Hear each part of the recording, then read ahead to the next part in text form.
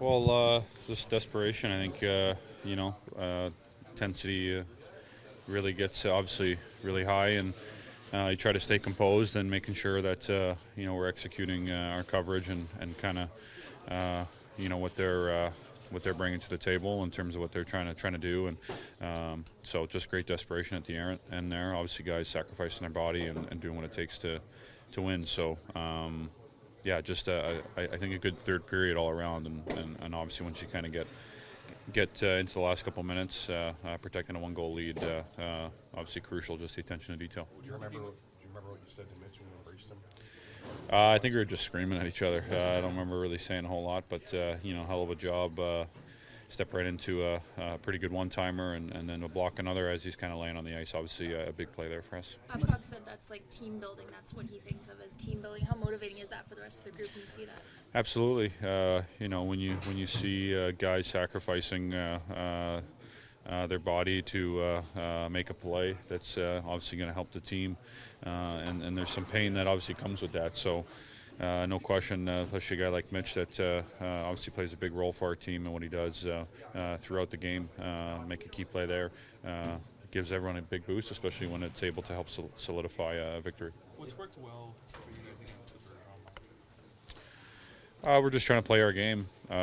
You're aware of kind of what they do well and what makes them unique as a line and productive. They're tough to play against, so you can't take a second off. Just giving them any time and space. Try to just be aware where they are, and also just trying to execute your game and trying to make them defend and play hard against them. And they do a good job without the puck as well. So. You just try to stay with it one shift at a time and try to limit their opportunities as best you can. Was the feeling before the series if you guys were able to tie them offensively 5-on-5 that you guys would be in pretty good shape? Never thought about it that way. I think you're aware of their production and how good they are as a line and how much success they've had, and so you're just trying to be aware of them and what they do well and try to limit their opportunities. You were very complimentary of Bergeron, having played with him. And that. Do you embrace going head-to-head against him?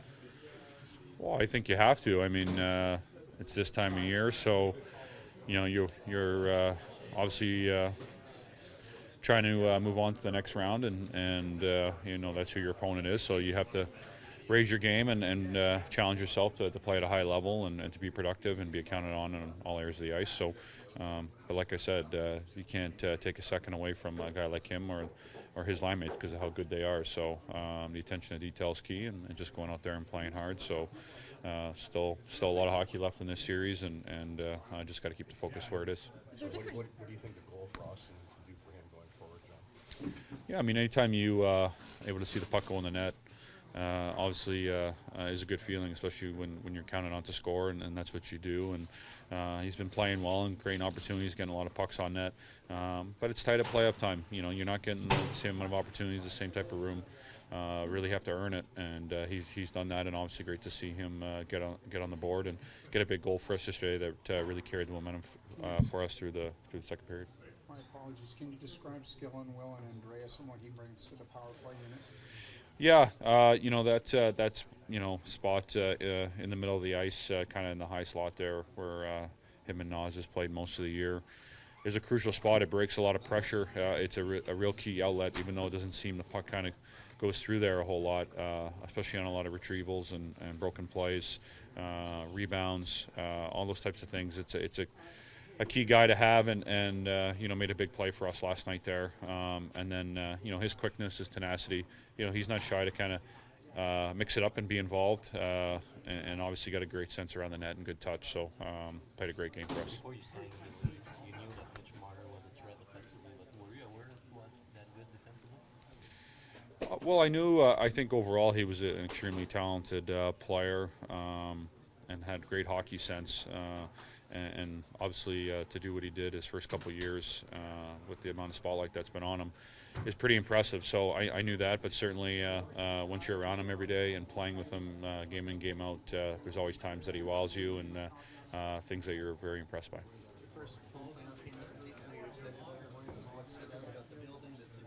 Yeah, just seeing all the blue and white in the stands and driving in Scotiabank yesterday was phenomenal, and obviously the atmosphere and in a tight hockey game, just the boost they gave us and that type of energy they provided. Coach Babcock said that he's been impressed with how much you've grown defensively this season. Do you feel like you've taken a step defensively, and if so, where do you think you've improved in that area?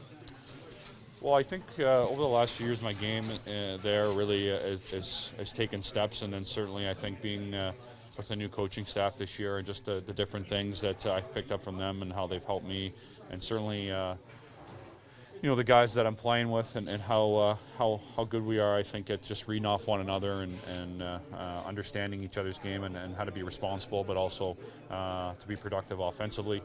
Just finding that balance, and that's been really key. So just trying to find that rhythm and try to continue to find growth in my game in every area I can.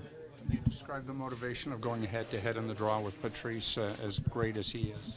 Well, it's not easy, and when you see someone consistently over a series, they get more and more comfortable with you. I kind of compare it's almost like a batter and a hitter, so there's always kind of adjustments that are being made and things you're always looking at. So like I said, you have to be prepared for each and every second you're out there against him, really anyone on their team, just because how hard they play, how hard they compete, and how good they are as players.